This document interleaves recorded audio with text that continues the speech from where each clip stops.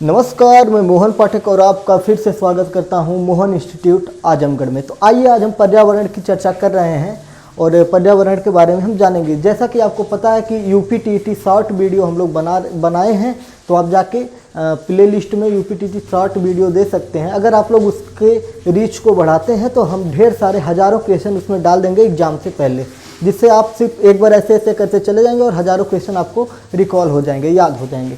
तो आइए शुरू करते हैं। पहले हम 10 क्वेश्चनों का स्तर देख लेते हैं। आज क्वेश्चनों का स्तर काफ़ी कठिन है और आपको समझ में आ जाएगा। जैसा कि पर्यावरण में भूगोल, इतिहास, करेंट अफेयर से भी 1-2 क्वेश्चन आ जा रहा है। आप पहले के क्वेश्चन उठा के देखिए, प्रीवियस ईयर देखिए, और उसमें कई चीज़ें मिक्स की जाती है। सिर्फ पर्यावरण ही नहीं पूछा जाता, बायोलॉजी से भी क्वेश्चन उसमें आते हैं।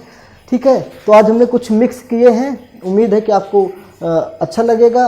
क्वेश्चन का स्तर बहुत थोड़ा सा कठिन हमने किया। इसमें उत्तर प्रदेश स्पेशल से भी हमने क्वेश्चन लिए हैं, क्योंकि आपका सिलेबस जब आप डाउनलोड करके देखेंगे तो उसमें यूपी स्पेशल भी दिया हुआ है। चलिए ये शुरू करते हैं, क्वेश्चन देखते हैं। हमारा 10वां क्वेश्चन है, वसा में घुलनशील विटामिन कौन है? पतझड़ वन कहाँ पाए जाते हैं? पारिस्थितिकी का अध्ययन एवं चिंतन कब शुरू हुआ?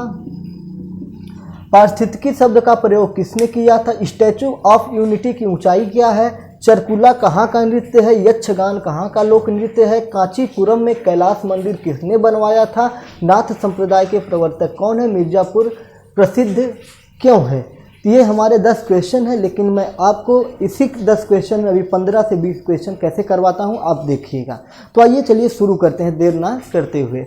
मिर्जापुर प्रसिद्ध है क्यों? मिर्जापुर क्यों प्रसिद्ध है? तो मिर्जापुर भाई साहब, मिर्जापुर कजरी के लिए प्रसिद्ध है ना। मिर्जापुर में क्या होती है? कजरी गाई जाती है। कजरी के लिए प्रसिद्ध है। और ये किस ऋतु में गाई जाती है? तो वर्षा ऋतु में गाई जाती है। वर्षा ऋतु में गाई जाती है, कजरी है। ठीक है, और ये किस राज्य में पड़ता है? तो उत्तर प्रदेश में पड़ता है। उत्तर प्रदेश की राजधानी क्या है? लखनऊ है। उत्तर प्रदेश के मुख्यमंत्री कौन है? योगी आदित्यनाथ हैं। उत्तर प्रदेश के राज्यपाल कौन है? तो आपकी आनंदीबेन पटेल हैं। आनंदीबेन पटेल जी हैं। और ये मध्य प्रदेश की भी राज्यपाल हैं। तो देखिए आपको मैंने कितना क्वेश्चन करवा दिया, 4-5 क्वेश्चन यहाँ पे करवा दिए। तो आपको पता होना चाहिए कि यहाँ पे क्वेश्चन कैसे करवाए जाते हैं जीएस के। ये आपका पर्यावरण है यूपीटीटी, और यूपीटीटी का सिलेबस काफ़ी कठिन हुआ है। आपको पता होगा कि 2018 का जो एग्ज़ाम हुआ था उसमें ज़्यादातर लोग पर्यावरण में फेल हुए थे। इसलिए हमने पर्यावरण के क्वेश्चनों का स्तर सुपर टेट के लेवल को टच करा दिया है। मतलब सुपर टेट को टच करा के ही हम पर्यावरण पढ़ा रहे हैं। आपको ये पता होना चाहिए। नाथ संप्रदाय के प्रवर्तक कौन है? आपको पता होना चाहिए कि 2018 सुपर टीटी में ये क्वेश्चन पूछा गया हुआ है। तो हमने उसको यहाँ पर्यावरण में शामिल किया है, क्योंकि अगर सुपर टेट में पूछा गया तो यूपी टेट में पूछा जा सकता है, क्योंकि रिपीट किया जाता है क्वेश्चन। तो नाथ संप्रदाय के प्रवर्तक हैं मत्स्येंद्र नाथ। नाथ संप्रदाय के प्रवर्तक कौन है? मत्स्येंद्र नाथ। कौन है?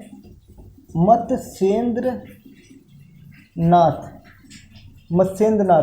ये हो गए आपके नाथ संप्रदाय के प्रवर्तक। ज़्यादातर लोग गोरखनाथ को लगा देते हैं, तो ये गलत है। ये गोरखनाथ के गुरु थे। ठीक है, मत्स्येंद्र नाथ किसके गुरु थे? तो गोरखनाथ के गुरु थे। अब गोरखनाथ किसके गुरु थे? तो योगी आदित्यनाथ के गुरु थे। जो अभी सीएम है, आपके सीएम हैं योगी आदित्यनाथ के गुरु थे। योगी आदित्यनाथ कौन है? तो ये उत्तर प्रदेश के मुख्यमंत्री हैं। इनके गुरु कौन है? गोरखनाथ हैं। गोरखनाथ के गुरु कौन है? मत्स्येंद्र नाथ है। मत्स्येंद्र नाथ ही क्या है? नाथ संप्रदाय के प्रवर्तक हैं। नाथ संप्रदाय आपके गोरखपुर में गोरखनाथ मंदिर वहाँ पे स्थापित है, और वहीं से आपके उत्तर प्रदेश के मुख्यमंत्री योगी आदित्यनाथ हैं।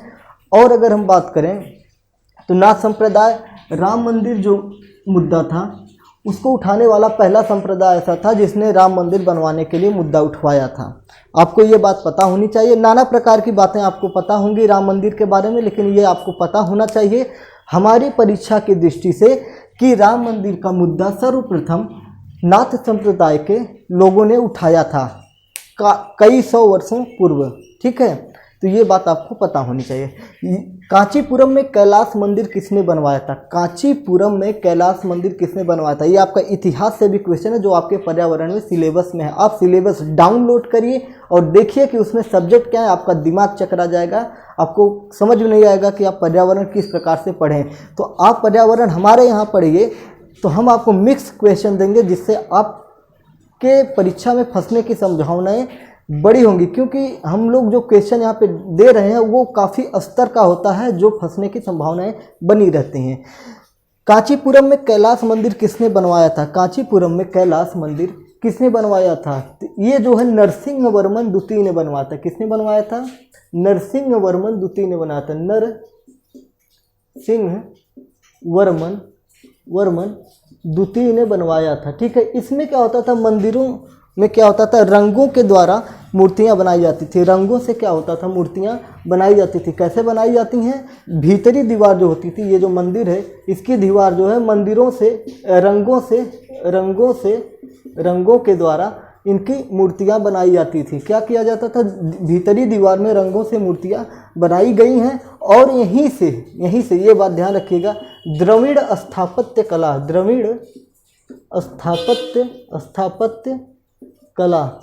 स्थापत्य कला यहीं से प्रारंभ हुई थी, उसकी शुरुआत यहीं से हुई थी। और एक महत्वपूर्ण बात है, जो पल्लवों के राजा रानी थे, पल्लवों की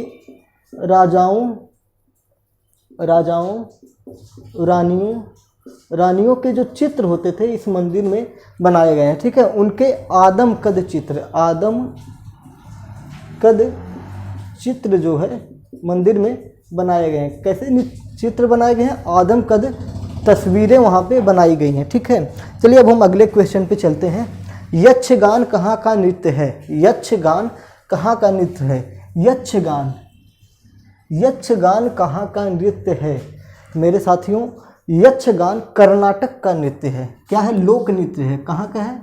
कर्नाटक का लोक नृत्य है। यक्षगान कहाँ का लोक नृत्य है? कर्नाटक का। चरकुला कहाँ का लोक नृत्य है? तो ये उत्तर प्रदेश का लोक नृत्य है। ये आपका उत्तर प्रदेश का लोक नृत्य है। और ये कहाँ पे किया जाता है? तो ये आपके ब्रज क्षेत्र में किया जाता है। ब्रज क्षेत्र में किया जाता है। जो ब्रज क्षेत्र के साथी हमसे जुड़े होंगे इस चैनल के माध्यम से, उनको बहुत ही बढ़िया से पता होगा। और अगर ब्रज क्षेत्र का कोई साथी हमसे जुड़ा हुआ है, अगर वो क्वेश्चन ये देख रहा है, तो चरकुला नृत्य के बारे में कुछ ना कुछ जो उसकी विशेषताएं हैं उनको कमेंट बॉक्स में डालने की कोशिश करेगा, जिससे हमें इस नृत्य के बारे में और कुछ जानकारी प्राप्त हो सके। ठीक है, स्टैचू ऑफ यूनिटी की ऊंचाई कितनी है? हालांकि ये करंट अफेयर था, लेकिन ये 2018 की बात है। ठीक है, 2018 की बात है और इस समय चल रहा है 2021 अब चल रहा है। ठीक है, 2021 चल रहा है, तो ये 3 वर्ष पुरानी घटना है। तो अभी ये क्या बन चुका है? ये जीएस बन चुका है। और जीएस में हमारे पर्यावरण में भी जीएस पूछा जा रहा है, तो हमने इसको लिया। शायद इसको पूछा जा सकता है, क्योंकि ये अगर ताजमहल के बारे में पूछा जा सकता है तो स्टैचू ऑफ यूनिटी के बारे में क्यों नहीं पूछा जा सकता। हमें पढ़ने का तरीका बदलना पड़ेगा। हमें अब पुरानी पद्धति में नहीं पढ़ाई करनी है, हमें नए तरीके से पढ़ना होगा कि कैसे क्वेश्चन आते हैं, क्वेश्चन कहाँ से पुटअप किए जाते हैं। ये चीज़ें हमें सीखनी पड़ेगी, तब जाके हम एग्ज़ाम क्वालिफाई कर पाएंगे। अब रटंत विद्या वाली का एग्ज़ाम नहीं चल रही है, करंट अफेयर आता है लेकिन करंट अफेयर नहीं पूछा जाता है, उससे रिलेटेड क्वेश्चन पूछे जाते हैं। ये सारी चीज़ें अब आपको दिमाग में रखना पड़ेगा। स्टैचू ऑफ यूनिटी की ऊंचाई कितनी है? थोड़ा मैं स्पेस यहाँ पे बना लूँ कि जिससे आपको अच्छे से समझा सकूँ। उम्मीद है कि ऊपर के सारे क्वेश्चन आपको समझ में आ गए होंगे। ठीक है, स्टैचू ऑफ यूनिटी की ऊंचाई जो है आपकी 182 मीटर है। ठीक है, कितनी है? 182 मीटर है। कितनी है? 182 मीटर है। और ये कहाँ पे है? आपका गुजरात में है। ठीक है, कहाँ पे है? गुजरात में। ये आपका गुजरात के केवाड़िया नामक जगह पे है। ठीक है, केवाड़िया। ठीक है, केवाड़िया नामक स्थान पर है ये गुजरात में। ठीक है, गुजरात में है। ये 182 मीटर है। ये दुनिया की सबसे ऊंची प्रतिमा है। सबसे ऊंची प्रतिमा क्या है? दुनिया की सबसे ऊंची प्रतिमा है। आपको गर्व होना चाहिए कि आपके भारत देश में दुनिया की सबसे ऊंची प्रतिमा स्थापित है। इससे पहले कौन प्रतिमा थी जो दुनिया की सबसे ऊंची प्रतिमा थी? तो वो थी चाइना में थी, मतलब चीन में थी। छोटी छोटी आँखों वाले, छोटे छोटे आँखों वालों ने पूरी दुनिया को तहस नहस कर दिया कोरोना वायरस फैला के, ठीक है। लेकिन उसी कोरोना वायरस की देन है कि ये चैनल का निर्माण हुआ और इस चैनल पर आप हमें मिल गए हैं और हम लोग यहाँ पे पढ़ाई कर रहे हैं, क्योंकि लॉकडाउन के दौरान ही अप्रैल में इस चैनल का निर्माण सिर्फ मौज मस्ती के लिए किया गया था। और चलते चलते ये अब देखिए शिक्षा का एक केंद्र धीरे धीरे बनते हुए जा रहा है और मुझे उम्मीद है कि भविष्य में यह एक शिक्षा का अद्भुत केंद्र बनने वाला है, जहाँ पर लाखों छात्रों को शिक्षा का प्रचार प्रसार इसके माध्यम से किया जाएगा। तो ये चाइना में बना था। इसकी ऊंचाई की अगर हम बात करें तो ये 153 मीटर ये थी हमारे देश के, ये मूर्ति जो थी हमारे देश के बहुत ही, समझ लीजिए कि देश को एक नया मार्ग दिखाने वाले थे महात्मा गौतम बुद्ध की ये तस्वीर है, ठीक है। महात्मा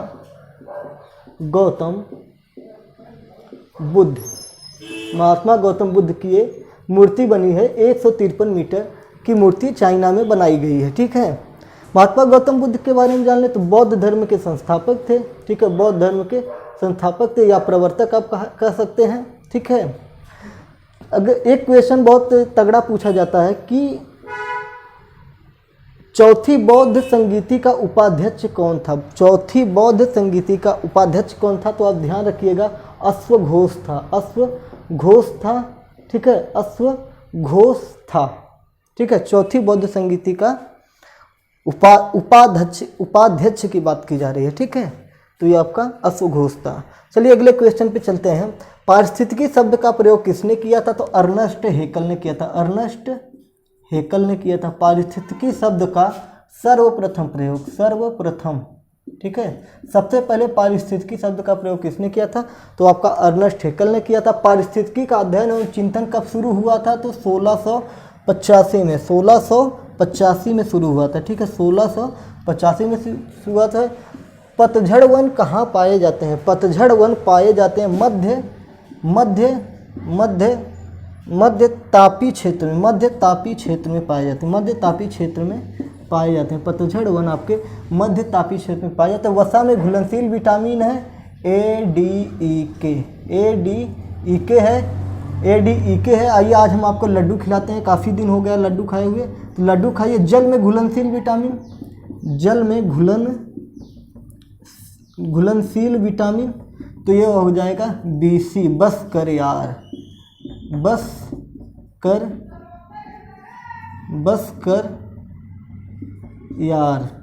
ब से B, स से C, बस कर यार, जल में घुल जाएगा, ठीक है। ऐसे ही मैंने मस्ती में बना दिया आपको याद करने के लिए। तो वसा में घुलनशील विटामिन आपका ADEK होता है और जल में घुलनशील विटामिन BC होता है। ये पूछे गए क्वेश्चन है, ठीक है। ये पूछा हुआ क्वेश्चन है और एक बार नहीं, विभिन्न परीक्षाओं में कई बार पूछा गया है। तो उम्मीद है कि आपको अब ये समझ में आ गया होगा 10 क्वेश्चन, और इसका स्तर अगर आपको अच्छा लगा हो तो आप कमेंट बॉक्स में ज़रूर बताइएगा। और किस प्रकार के क्वेश्चन आपको जानने हैं, समझने हैं, वो सारी चीज़ें आप हमें बता सकते हैं। तो उस हिसाब से हम क्वेश्चन यहाँ पे लाके पुटअप करेंगे, यहाँ पे कॉपी पेस्ट करते रहेंगे, ठीक है, जो आपको समझ में आए। तो चलिए, उम्मीद है कि आपको ये सेशन पूरा अच्छा लगा होगा। फिर मिलते हैं अगले नेक्स्ट वीडियो में। जय हिंद, भारत माता की जय।